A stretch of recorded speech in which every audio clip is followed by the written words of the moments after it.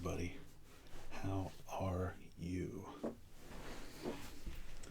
It is me, the Underconfident Human.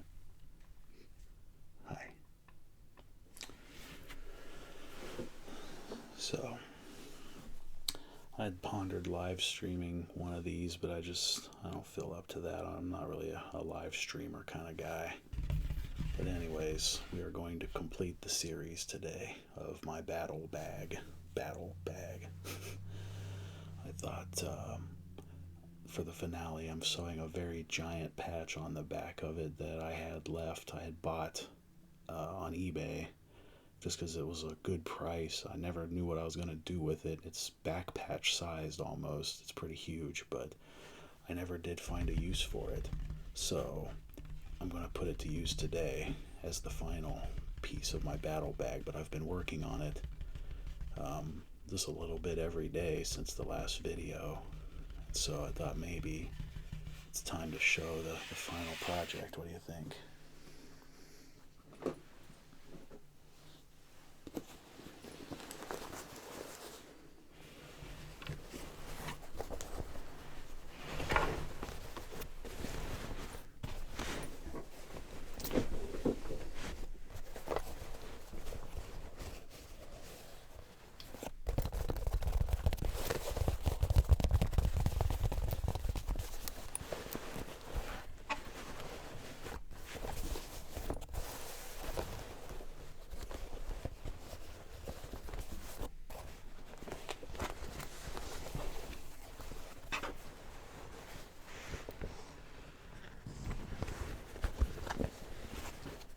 Listen to the sounds of my bag.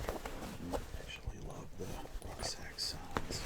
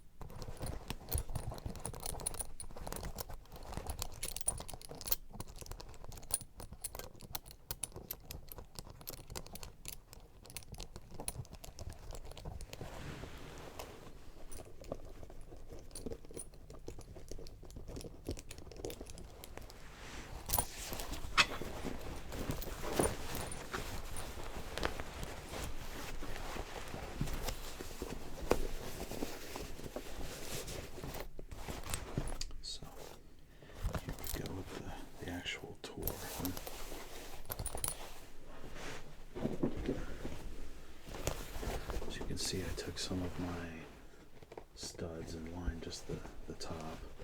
They come into the corners here where these straps are, and then they come in where the strap meets here. So going down the list of these are patches that for the most part were just some of my leftovers. As I was working through this, I changed my mind on a couple of placements from where I had started. And some of these are just for fun. So, starting off with the original, when I first got this bag some years ago, I had sewn this just on the top of the lid here, so to speak. And that was it. I didn't plan on doing anything else. I just wanted it on there. I ended up moving it up. The Aerosmith patch is sort of just for a certain fondness, a certain set of memories, and a certain affinity I have for someone from my past. From my childhood, actually. And I'm not a big cock rock fan. That whole genre isn't really my gig, as you should know by now. But I guess I do have a certain special place for Aerosmith. Hey, it's a guilty pleasure, one of those that I wouldn't, I think, normally admit to, but here we are, right? Next, these Misfits Fiend Skulls. I love the Misfits, and I have several different Misfits skulls and patches and things, but these ones were small enough to fit over top of the straps here. So they fit on the lid here. I was able to find a use for them. They're two different styles. This one's canvas with embroidery, and this one's all embroidery, but still. Here there are 4 different KMFDM pens from my collection.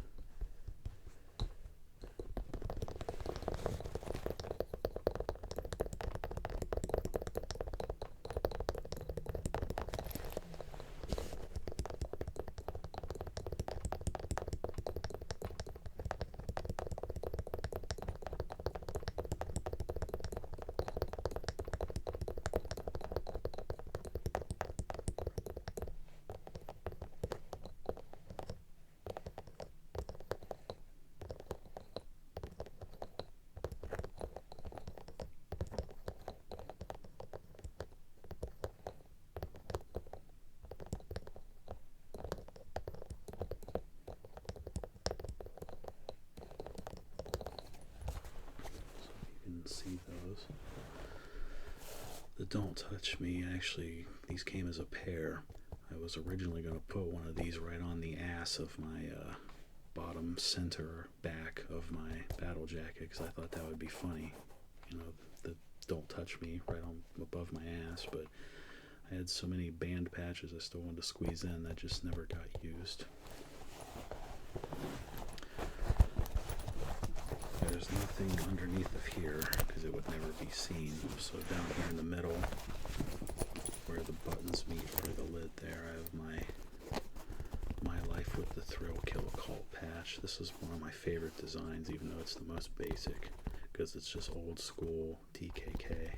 And I had ordered a few of these at the time I ordered the patch, so this was an extra, and I finally found a way to put it to use. The center here, one of my favorite typo negative patches, based on the Life is Killing Me design, all embroidered with a canvas or vinyl, some kind of material background there. It's a really nice heavy patch. Public Enemy, because of course the great Chuck D, big influence of mine since I was a kid. I love PE very much, and again, I had few of these I ordered at a time, so I found the perfect spot for it to fit right in between the stitching of the pocket there, the big ass pocket. Rancid, again another unused patch that I just couldn't fit into my current rotation, but I didn't want to see laying in a drawer.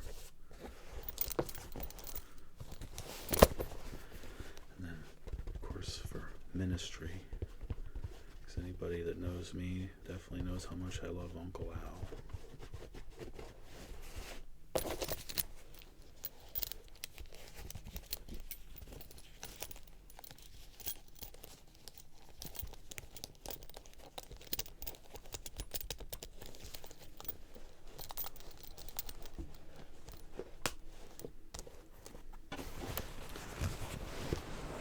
Over more onto the left side here, got my most adorable little Baphomet.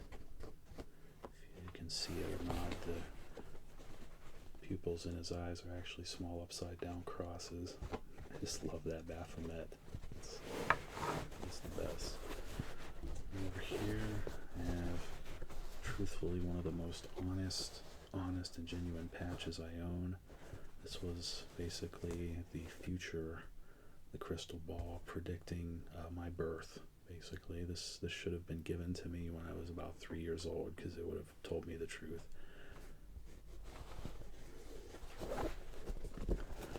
Over here I have one of my Rick Sanchez patches, Science, because I love Rick and Morty, especially Rick,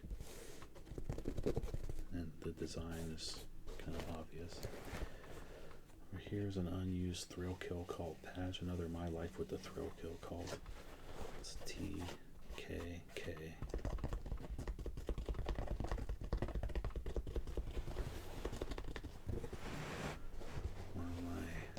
Dead Kennedy's patches.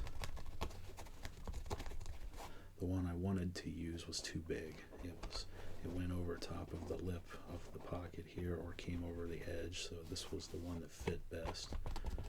So, and I had a few of these, so I decided to put that to use. Down here below I got Bugs Bunny. Bugs Bunny has always been and shall always be my most favorite cartoon character my whole life. Like proper classic Bugs. Can't help it. This was a random nothing patch that just, that got the demon hand doing the horns.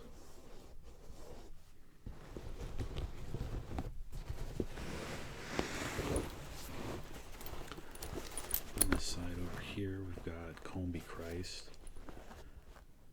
Really hard industrial band or person rather, that I like. Clan of Zymox, of course. I bought a bunch of these, so naturally I have extras. And the reason I bought a bunch at the time, other than the fact that we know I love Zymox, is that this is hard to find. Zymox stuff is hard to find, period. And these could be a very limited supply sort of situation. This heavy canvas-like material, or vinyl, or whatever that actually is, and then the embroidery. So I bought a few of them so I would have them.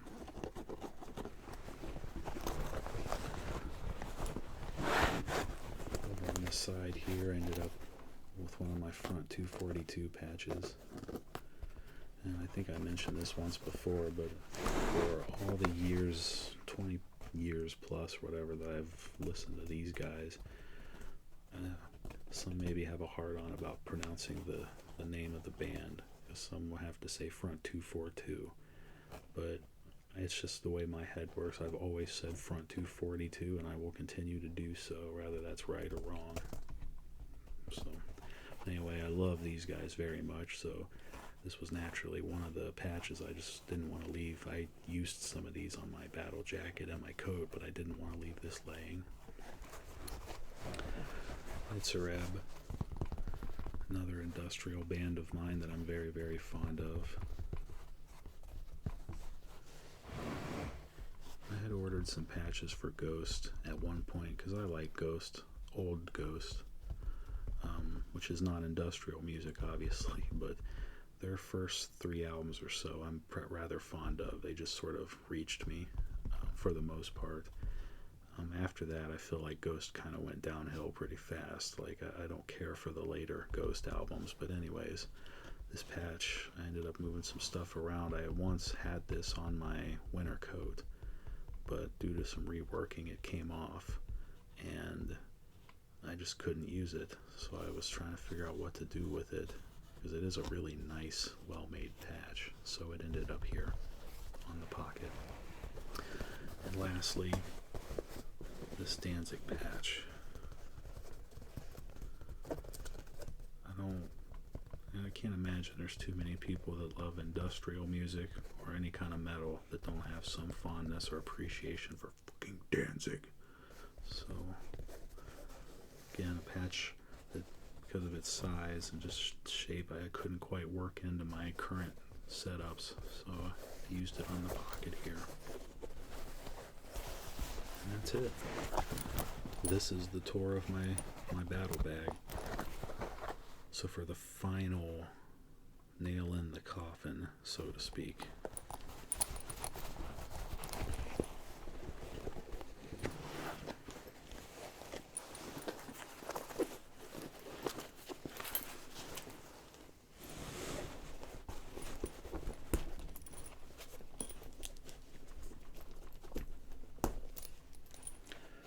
we'll need to open this all the way up.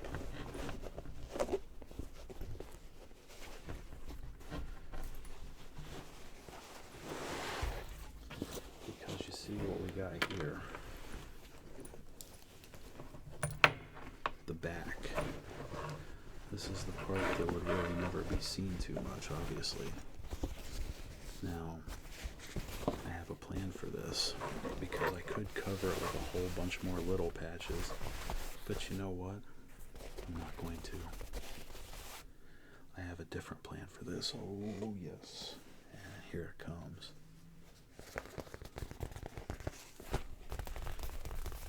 Look at this monster.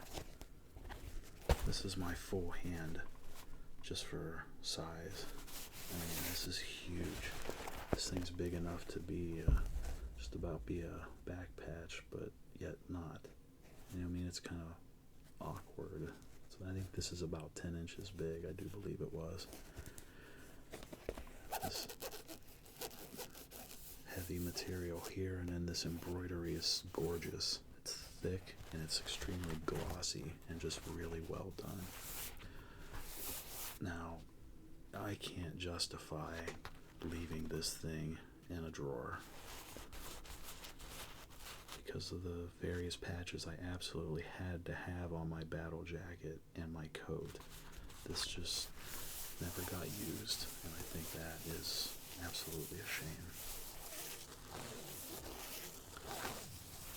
So to finish this thing off,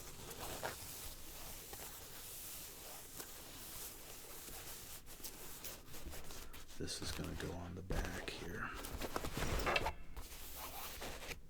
like so. I'm going to, like so. Now, I thought about maybe trying to find small patches to put down the straps back here, but there's a material inside these of maybe foam or something. They're pretty thick, and I couldn't really find much that I think I could fit on here that I wanted to put on here, so these are going to stay naked. I wouldn't have mind throwing some of these on there, but the spikes on the back of the studs are not nearly big enough to penetrate this. So between how difficult it would be to sew, not finding enough patches that I would actually want to put on here, and yeah, so this is going to stay as it is. But this back section here,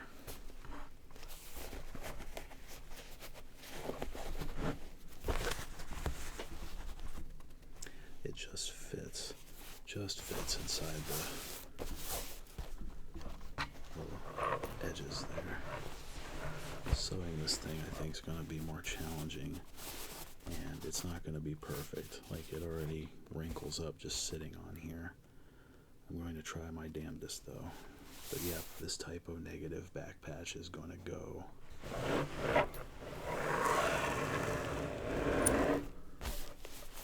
On here.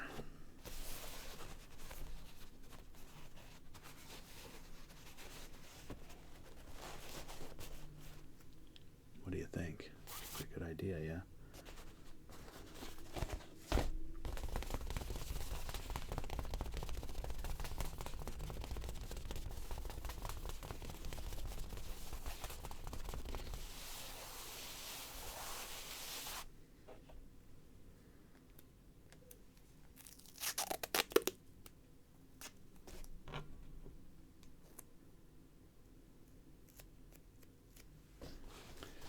This is probably going to be one of the more trickier things I've ever tried to sew, believe it or not.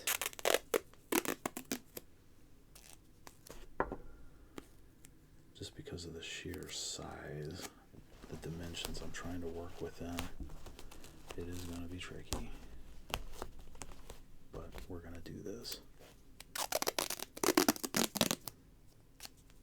As I've discussed in the past, one of my favorite tools for keeping my patches kind of held in place is this medical tape. It just really does a pretty good job.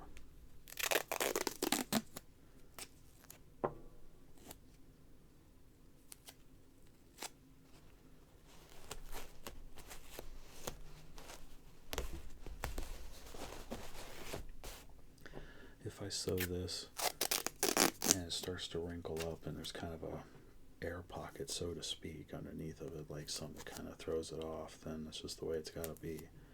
I mean, really and truly, this is just a backpack I travel with, so I don't take it nearly as serious as I would my battle jacket or my coat, for example, but still. I just had so many patches that I either forgot about or were otherwise laying in a drawer, Hell, I did a video on this channel once of some of my unused patches, and that wasn't even all of them. That wasn't most of them, though. I did go looking for some of them because I stuffed some of them in storage. But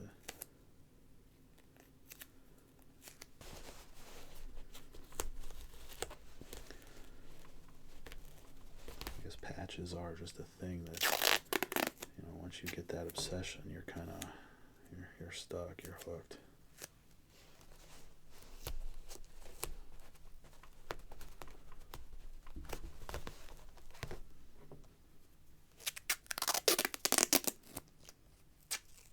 But I thought this was a pretty good idea, putting this bad boy to use after all.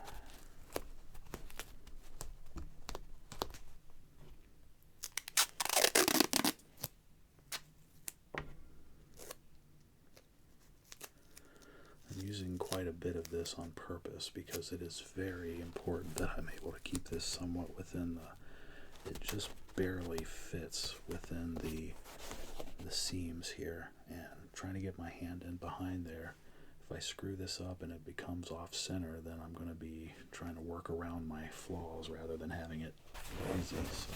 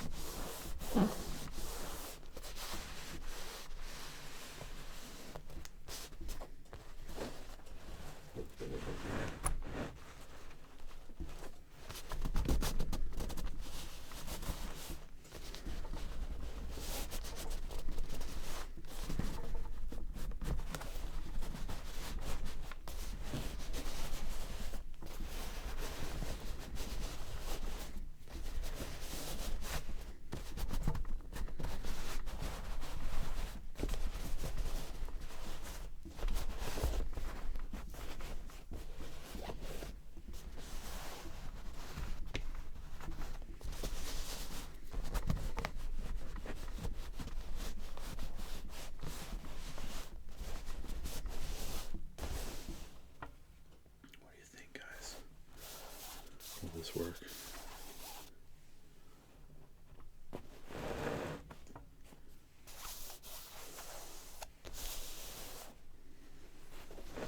Here's open.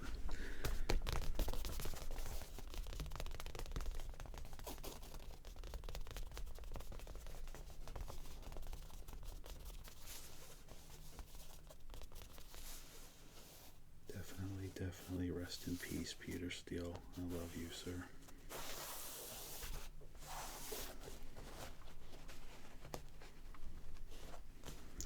This thing's really pretty fixed right now, so the tape is doing its job.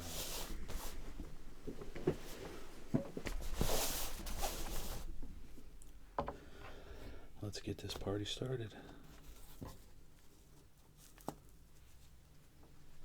My group of needles here, there are various lengths and thicknesses, but I think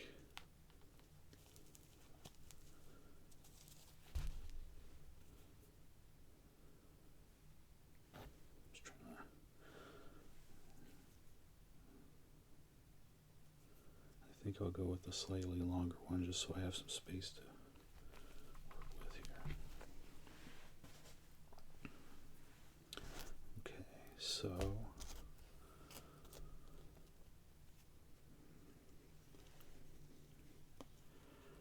normally with my back patches I will start 2 needles and work both ways, but since this thing is a perfect circle, I'm not so sure I'm going to do that this time.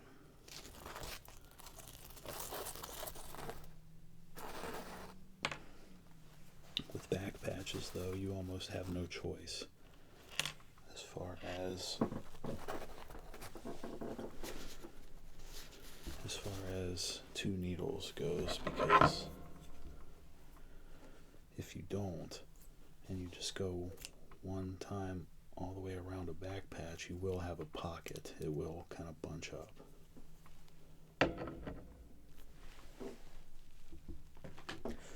This dude may do the same. I've never sewn such a big circular patch before, but stretching my arms out. And then I have my 2 ends. Sorry, I need to bring my hands closer to myself. I can't do that stretched out like that.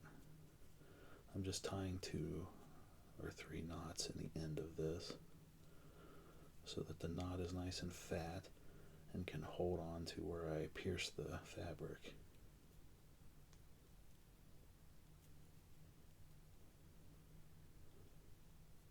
If you must like things that are nice and fat, because you like me or you wouldn't be here, right? I'm a pretty fat dude.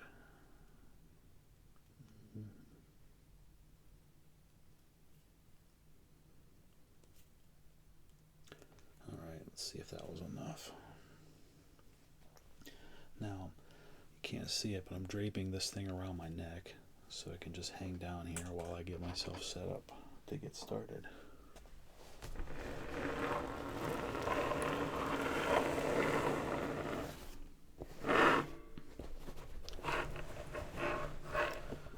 Get it. You might be thinking exactly the same thing I'm thinking, like, what a waste of a glorious patch just going on the back of a backpack rucksack. But it's better than sitting in a drawer, and it does kind of look good back there. It looks even better than how I originally pictured it, to be honest.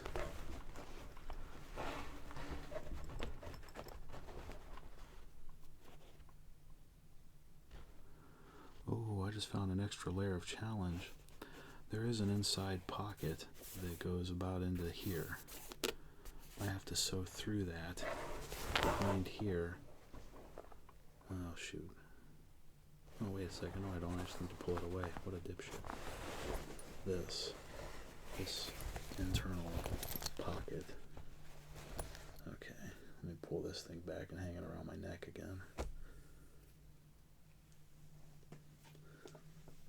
I was really getting worried for a minute there. It's like I'm actually pretty skilled at getting through pockets and things and doing it without sealing the pocket shut, but that just sucked. I don't know if I can just pull it out of there.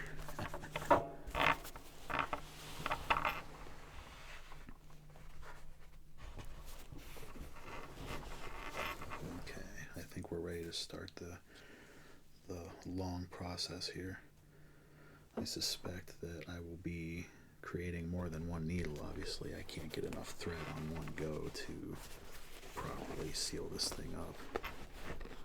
I'm also going to try to start a little lower down, hoping that I can make it back around to the upper half when I got to cut this puppy. Right there on the edge. Here comes the first sew. The first stitch, I think.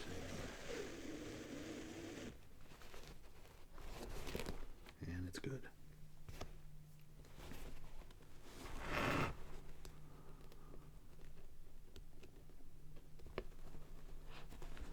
Now I do not want to get in a hurry and get lazy and make really wide stitches, because that just doesn't hold very well.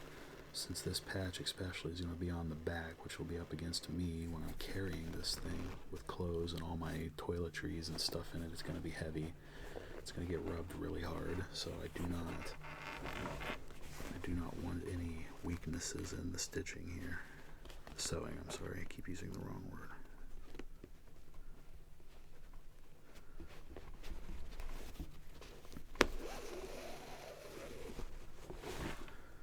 This is being done by hand. Obviously, it's not going to be machine precision, but still trying to keep them relatively even and close together.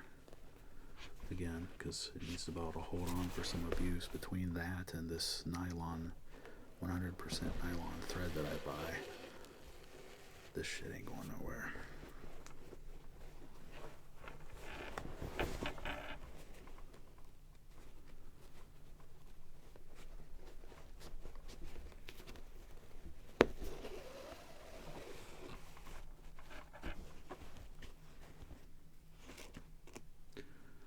personally, I'm kind of excited in a way. Like this is going to look pretty good, and it's going off without a hitch.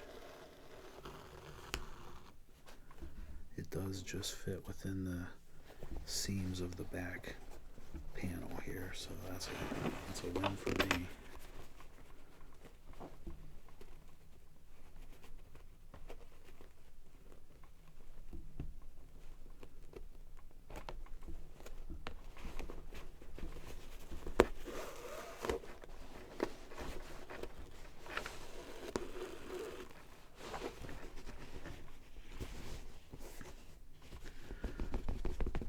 Keeping my hand back here so as to prevent any wrinkles from getting sewn into the back panel, because that would be nothing but problems for me.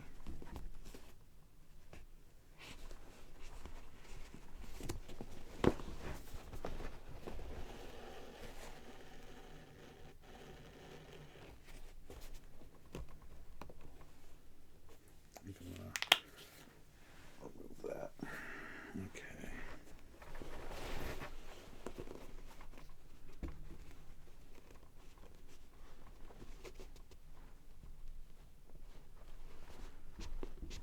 If it weren't for making an ASMR video, or something like ASMR anyway, I would be listening to a typo negative album right about now.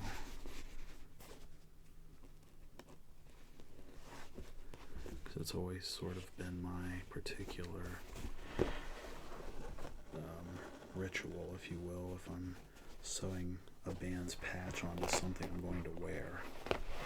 I'm going to take my time, and I will be listening to the music of that band as sort of a head nod, or a tribute to them.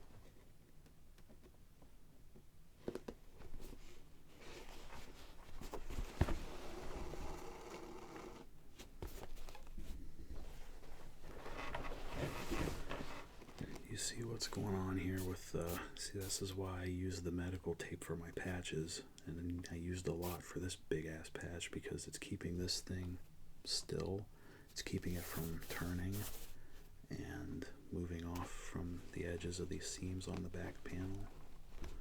So all good.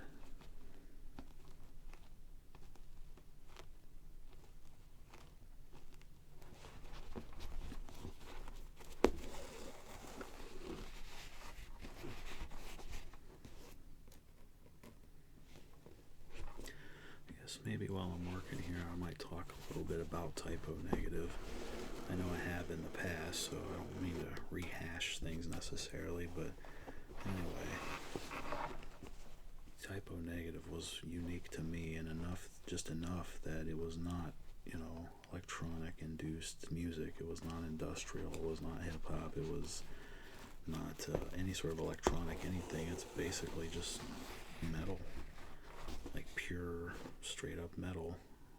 Sometimes a little more on a rock sense. Just, I don't know how to quite put typo negative, but the melancholy, gloomy touch that they always had sort of just fits my person. Like, it just touched me. The music kind of reached me on a mental level. It's sort of like the way Clan of Zymox did. And I can never tell for sure how serious Peter Steele was or wasn't with some of the lyrics that he wrote, in terms of, the self-deprecating, self-hatred, self-esteem issues, and, there's even comments of suicide and things like that. Like, that's all. I get it. I just really get it. Having been in that state of mind more than once, music has been the one thing that's kind of kept me from going down that road. And Typo Negative is certainly one of the bands that kind of was able to reach me.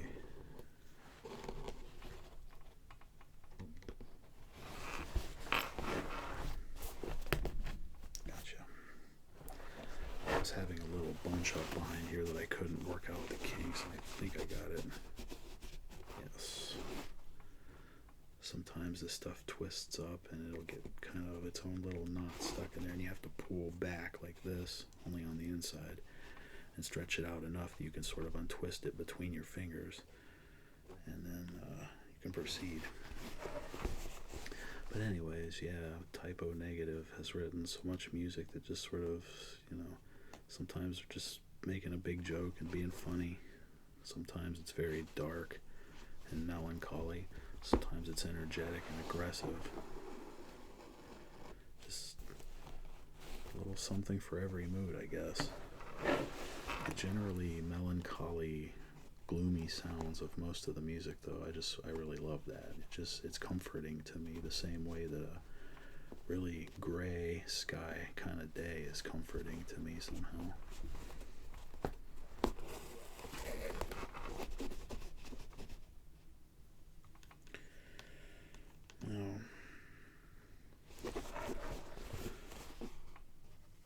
Like I said, I don't know sometimes how serious Peter Steele was or wasn't about some of those lyrics, but as for me, I would say, hands down, my favorite Typo Negative album, the one that probably really meant the most to me out of the whole discography, is World Coming Down. That to me is one of those rare examples of an album that is truly perfect front to back. I mean, World Coming Down is just such a masterpiece. In particular, I would say the songs White Slavery, Who Will Save the Sane, World Coming Down, those are all probably have some of my favorite metal riffs of all time. And they're not even that complicated in terms of the music, like how to play those riffs and things, but that album carried me through quite a bit. I know that in my younger years, Life Is Killing Me was probably one of the most popular Typo albums around me. And I had that, and that's another album in my many that I pretty much know every bit of it. I gotta hold up here, let me see what's happening.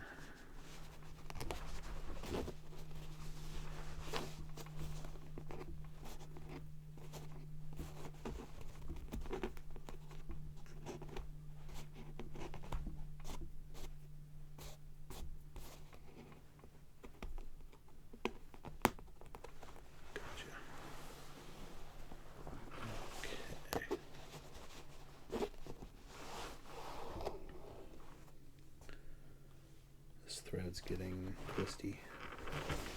It's becoming challenging to get a straight thing every time. Anyway, I know it's blasphemy to say it, but because it does have some good tunes, but honestly my least favorite Typo album is probably October Rust, which is supposed to be the Typo Negative masterpiece, but that one is a little too mellow for me. Like I found it, I don't want to say boring, but it just, I don't know, didn't connect with me very much. Not that I don't love the record anyway, of course I do. It's just not my most favorite of the Typo discography. I do know factually that when Bloody Kisses came out,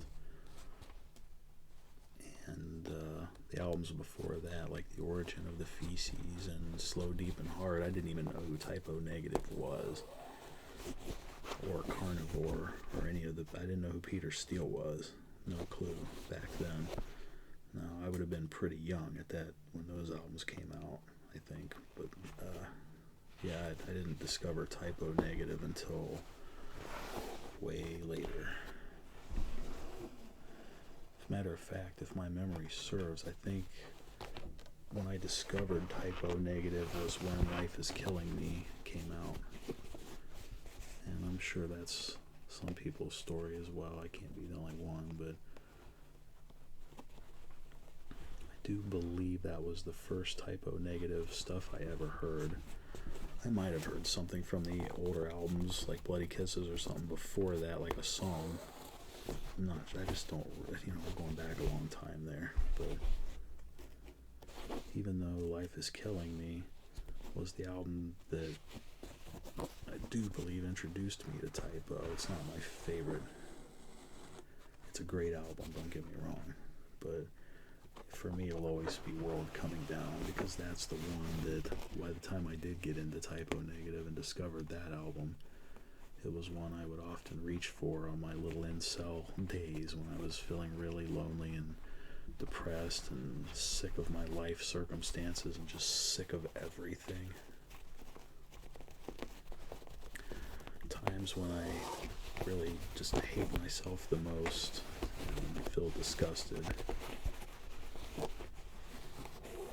Some music that helps me get through those times over the years past, and definitely Clan of Zymox is one of them that I think of, and typo negative.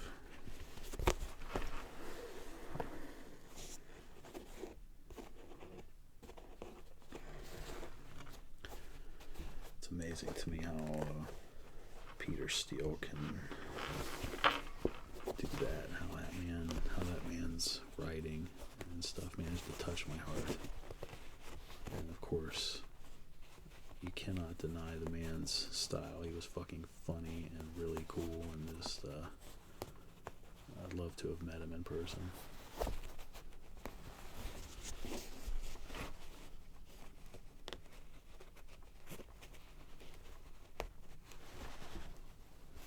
Not to mention, typo, Peter Steele has to be one of the most recognizable voices in music, period. That deep, deep voice of his, that he could switch between that and a good scream, like, it's pretty impressive.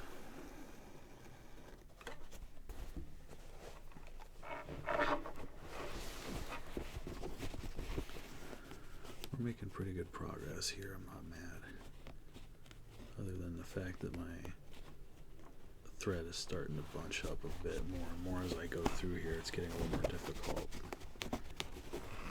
because you don't want to leave any bunched up bits behind a stitch. No bunched up bits behind the stitch. No bunched up bits behind the stitch. No bunched up bits behind the stitch. I just wanted to see if I made up a good tongue twister just now.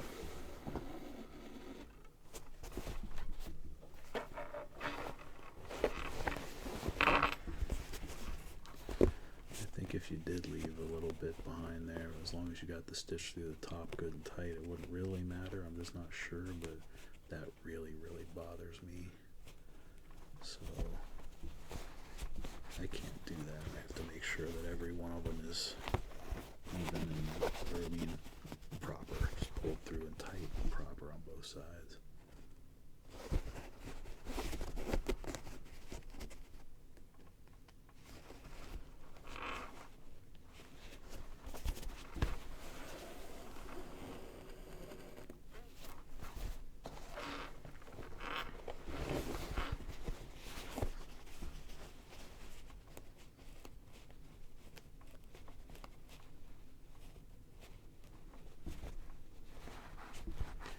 See it or not, I'm sticking right to the very edge of where the embroidery meets the material there, the canvas or vinyl or whatever that stuff actually is.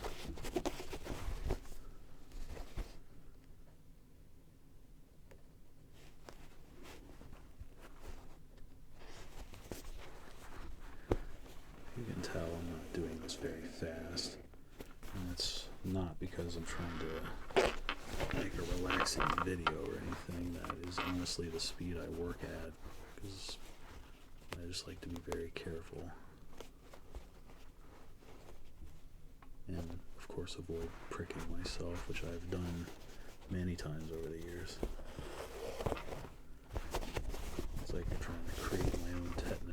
something.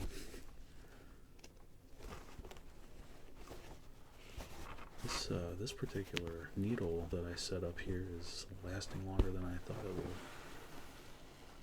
I don't believe it's going to make it all the way, but if it gets anywhere near the top here, like I had hoped, that would be nice.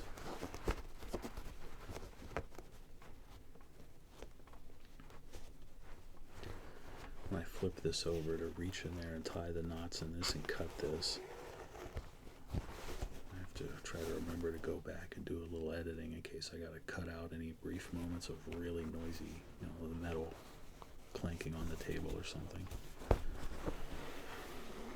I care enough to try to think about that at least. There's nothing worse than laying there and watching an ASMR video in bed or on the couch or whatever you're doing, and someone screws up and doesn't edit it, and you get this really loud noise that kind of makes you jump out of that quiet atmosphere you were previously enjoying. Nobody likes that.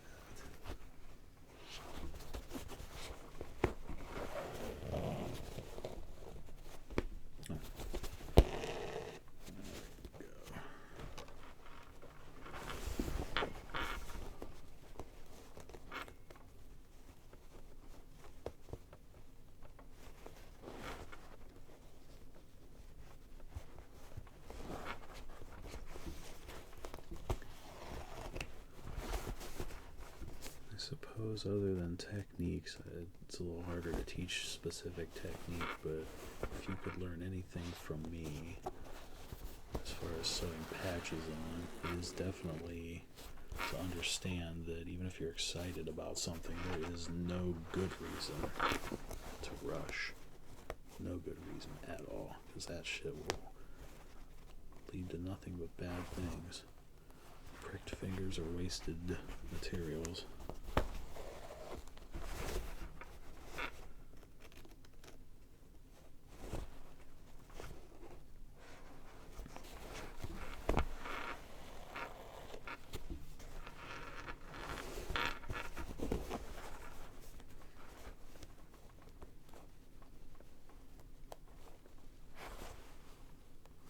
I'm sure I told the story, but you probably wonder, why are your thumbnails so effed up? What's the story there? I'll never be able to grow thumbnails properly again. My nail beds are permanently damaged. This all came from around Christmas of 2002. I will never forget it. I was working in a warehouse that, well, they're gone now anyway. It was a FYE, Camelot Music, in a distribution center. We had these racks that you had to raise up pallets from the ground using a high reach truck, and we'd put the pallets up there, and they would set it down on this platform that you could lock in these metal brackets on the corners of the pallet. And once it was locked in, you could actually slide the whole pallet along this line, this whole, like on the floor, this whole line. You could slide the pallet across the entire, work area. And I was going to set one of those up and lock one in. I was up there, and there was a guy down on the equipment, and I had my thumbs, I was ahead of myself, and I was in the wrong place at the wrong time for that. I got my fingers crushed under a pallet about a half a pallet of CDs, which wouldn't look like a lot in person, because a half a pallet of CDs was, I really can't figure out how to explain how high that would be. Not too terribly far above my ankles, really, but it's still a lot of weight. And my fingers, my thumbs were crushed underneath of there, and it crushed so hard I had blood absolutely blasting out of my thumbs. Around the edges, and like my whole fingernail was crunched, and just my whole nail bed was absolutely destroyed. But somehow it never broke my finger. Like, it made it just to a point. It came in just such a way that it did not break the bones in my fingers, but it did crush the edges of my fingers. I can tell you that I don't have much feeling up here, and my nails are always going to look gross because the nail beds grow funky, and I get parts of fingernail that come through sometimes. So, but yep, that was a painful experience that I'm always reminded of. I'm sure people over the years have thought I have some kind of nail fungus or some shit going on, and nope, that's not it. I just can't really grow much nail out of my thumbs. So how about that? I'm sewing a typo patch and telling you a really gross story. I bet Peter Steele would somehow think that's kind of funny.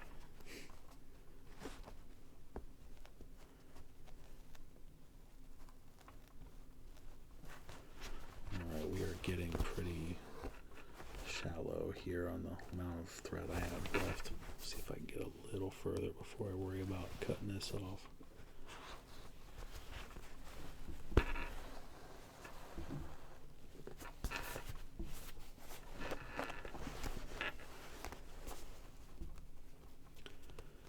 Some of my edges here get a little bit of wrinkle going on because I pulled the stitch a little tighter or harder than I perhaps needed to, but that's alright. I'm not tripping about that given where it's located here. So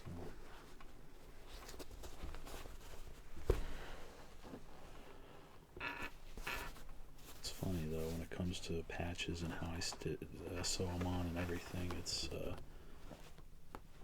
I take a lot more pride and confidence in my patches than I do my actual person myself.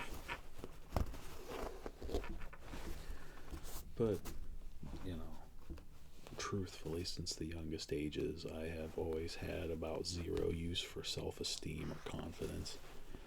I mean, I don't think highly of myself ever. I just sort of accept my place in life, that I'm a loser, that I'm never going to be successful, like financially successful. I'm never going to own a house. I'm never going to have a really nice car. I'm never going to make it anywhere in life. And this is all because, truthfully, you know, I never went to college, and I don't really take enough pride in myself to try to be any kind of big shot. I'm really not sure I'm cut out for that kind of thing anyway. There has to be winners and losers in life. There has to be the people that lead the charge and innovate and just, you know, run the show. And then there's got to be people like me that work on the low end of the spectrum that are irrelevant, that are easily replaceable, that are expendable tools. But I mean, society can't exist without that formula, really. So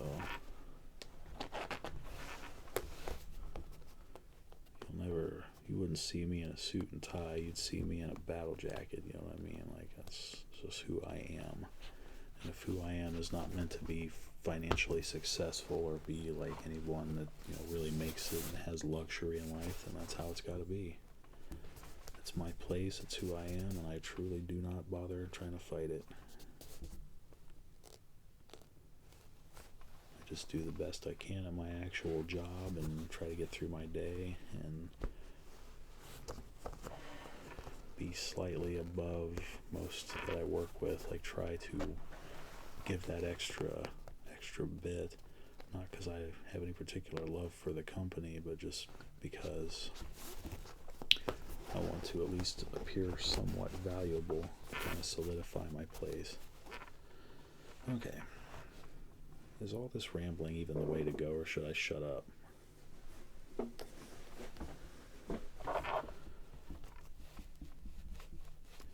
So, is all this rambling the way to go, or should I shut up?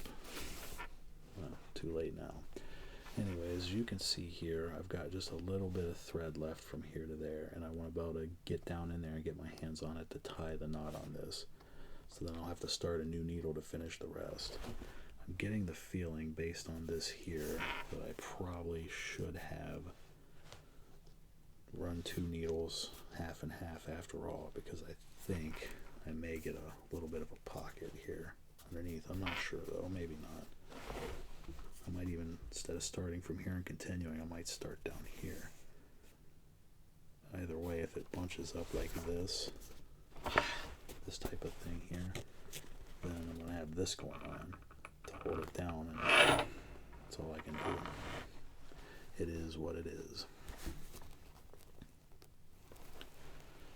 I just really have to remember to go back and do some editing in case I make a lot of noise. Okay, so there's that.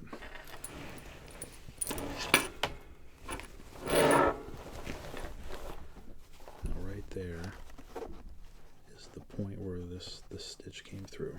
So we snip.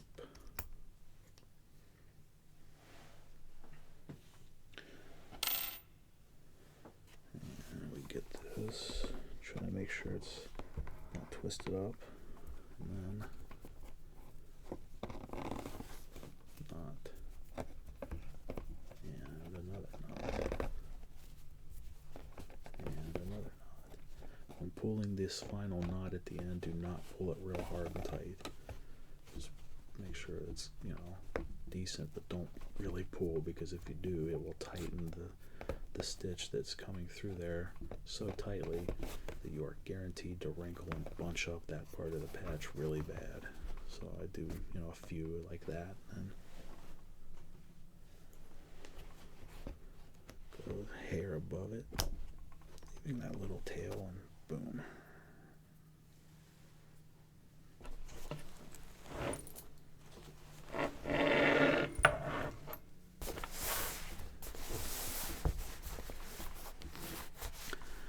If this does bunch up any at the end, it's really not going to be too bad, but I'm not sure it is. I think I might have actually pulled this off.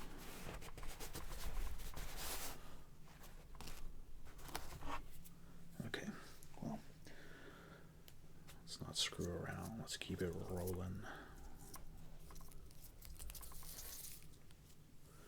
In my typical fashion, I'll of course run more thread for the needle than I probably need, but I am a really huge fan of the idea that too much is always better than not enough.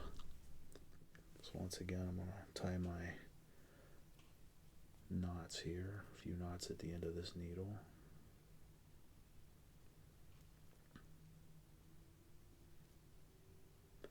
See, just tying knots at the end of my string there. So once again, as you can see, we have the needle, we have the thread run through, and the knot at the end. I think we'll get this bad boy finished.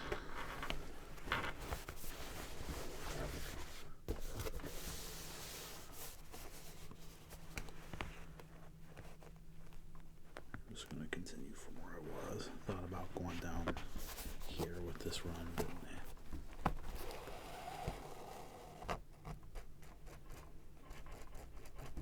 we're good.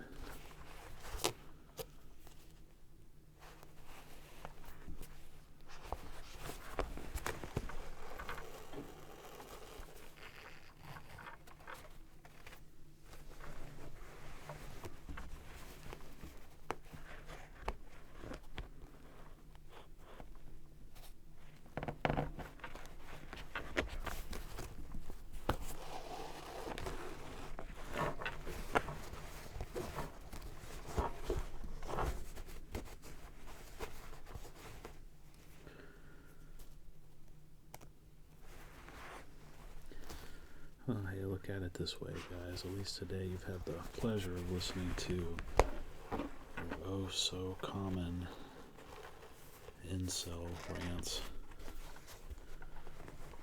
Because when you're the type that can never really attract somebody, spend your life alone, and you get so depressed and so effed up and there's no help for you, you kind of have to figure out ways to cope on your own.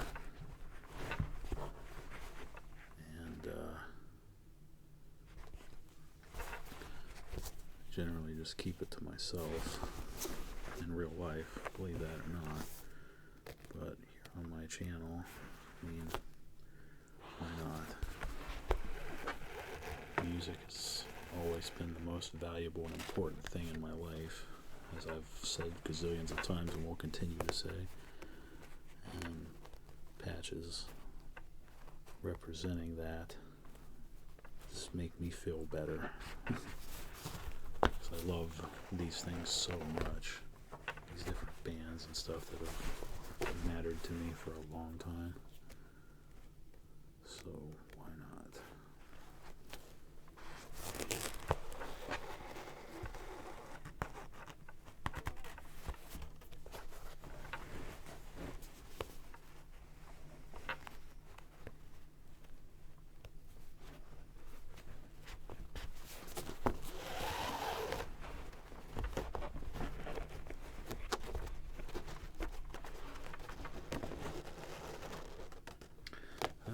What's going on?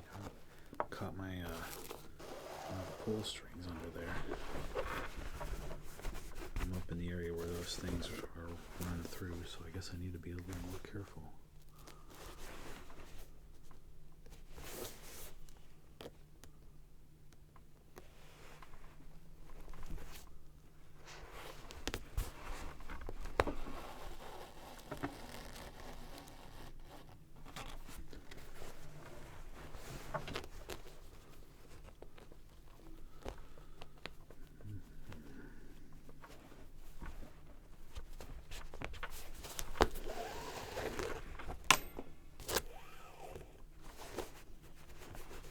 Oh man, that one's so slightly further away from the edge of the embroidery than I would care for. It's okay. Just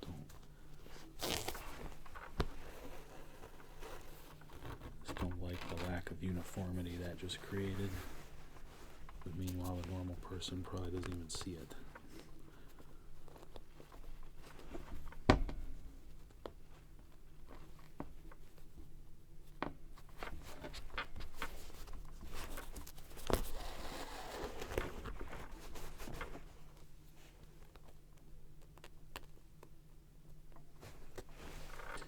I'm missing an opportunity right now to point out another nifty little technique. I can only explain it though, I can't really show it because it's underneath, but so my hand's under here when I'm going to push through the top here. I can actually, the needle is standing straight up and down right now, and the butt of the needle is on the table.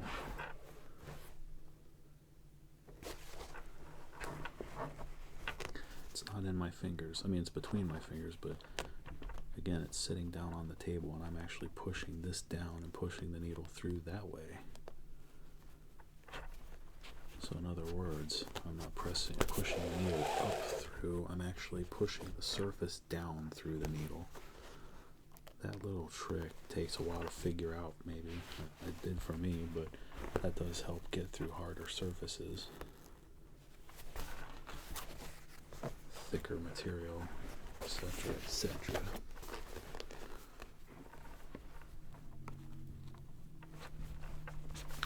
I probably should have said something sooner.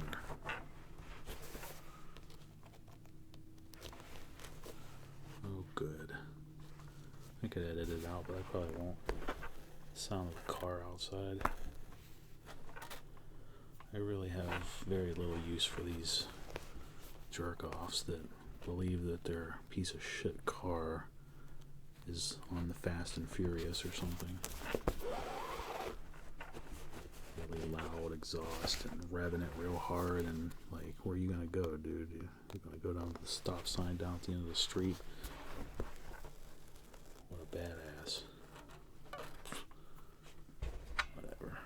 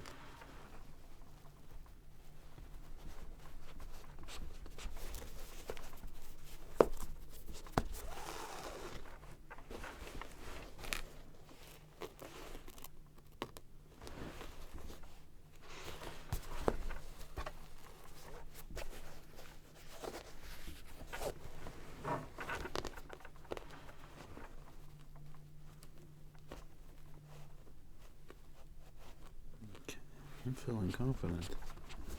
Not me. But this is gonna work out after all.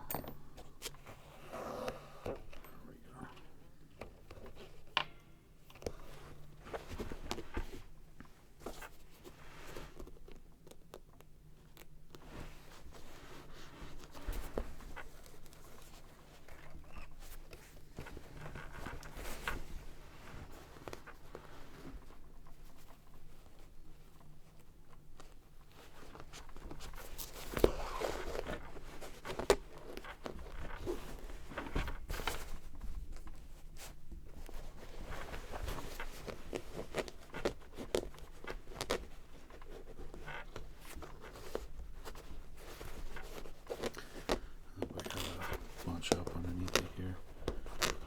See if I can solve it. What an asshole.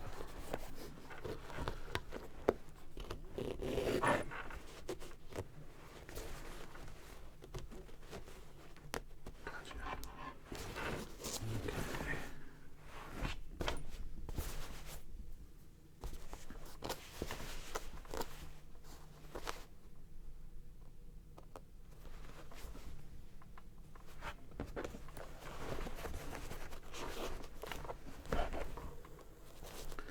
Be the way they twisted and rolled the thread for this particular spool, because this one's really, it's a new one, like a brand new one that I broke out for this patch, so I was about out of the other anyway, but this one's really just twisty.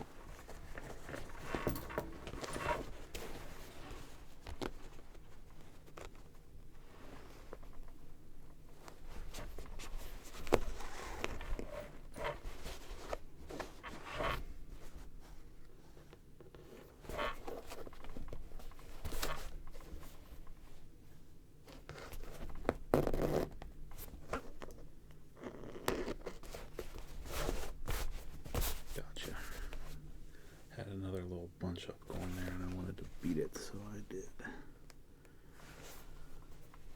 I've never had my thread bunch up this much before, but fortunately I know how to fix it, so I can keep this sucker going.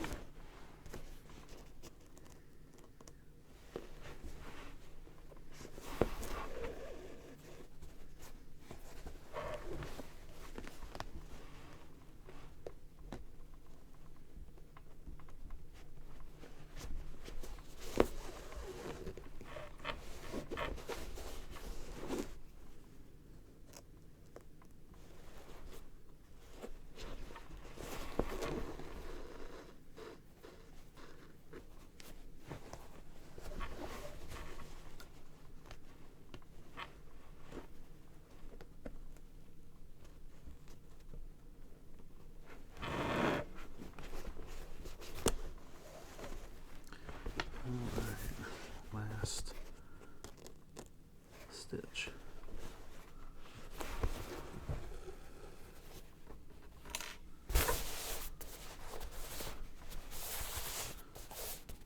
Get a load of that.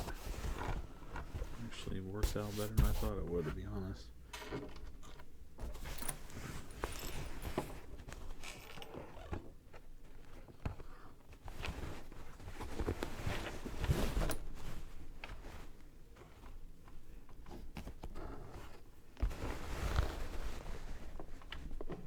That was noisy.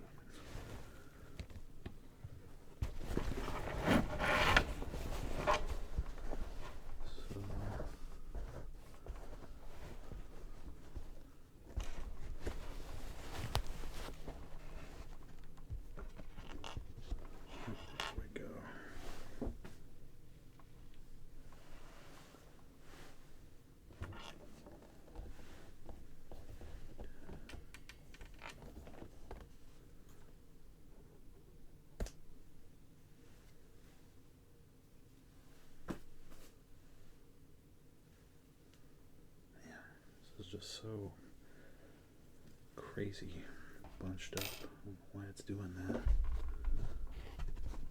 I almost want to throw the whole spool in the trash and just get another one. It's just weird. I've never had that happen so much before.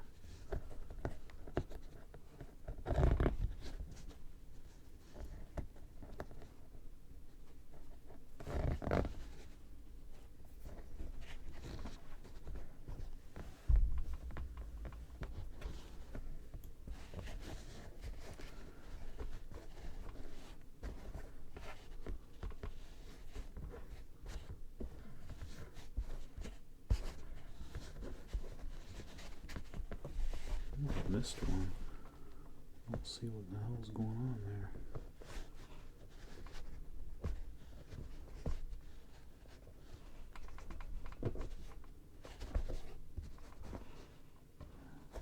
Anyway.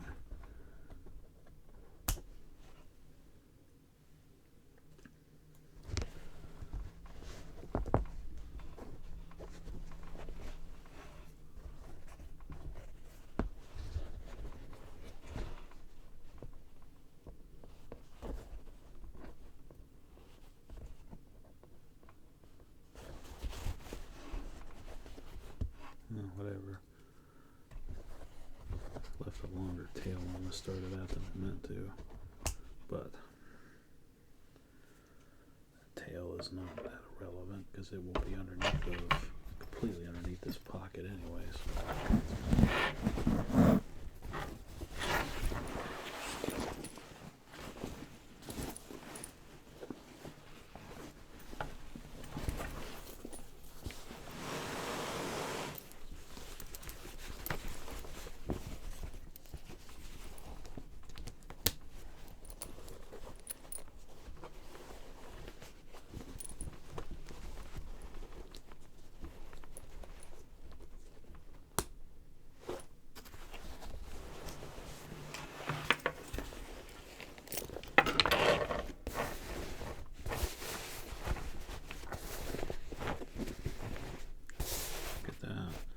Edges of the bag, not a single wrinkle, and it's perfectly centered. This worked out well. The edges, some of the edges here are slightly like wrinkly, but this thing is, there's no way for that to come off of there, I don't think, so there we go. Now, this little bit of space down here, maybe I could stick something on there, but I don't have any patches that are small enough. Plus, it curves up in with where this meets. It'd be a little hard to sew that. Maybe I could, if I could find a strip or something, but I don't have anything like that. I think I'm just done, because I've already put way more effort into this bag than I think most people would want to. It's just my travel bag, my rucksack. But I'm glad that this awesome typo negative patch found a home, huh?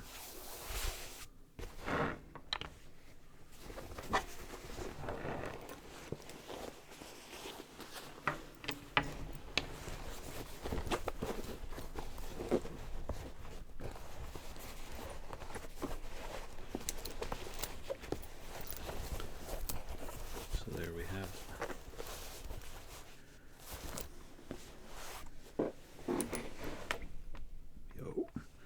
So, as always, thank you for hanging out with me. I really, really appreciate the company. This is the Underconfident Human saying see ya.